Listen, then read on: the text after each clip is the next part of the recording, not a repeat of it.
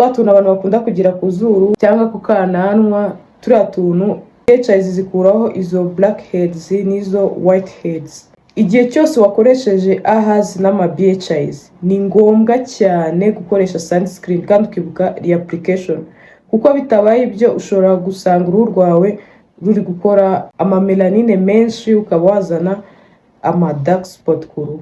Indi acid PHIs, polyhydroxy acid. Izi ni nziza kuri sensitive skin, ariko niba ama AHAs n'ama BHIs zagukorera PHIs zihorere, kuko zo zitanga exfoliation yoroheje cyane. Ushobora kugufata igihe kinini kugira ngo ubone ko uruhu rwawe exfoliating.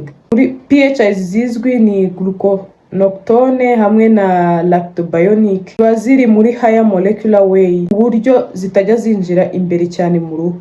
Ikindi wazimenyaho nuko ari antioxidant, ntago ziri sensitive ku zuba. Ikindi wamenya nuko nazo zitajya zinjira muri pores imbere, nazo zitanga superficial exfoliation ya hano hejuru ku ruhu rwacu.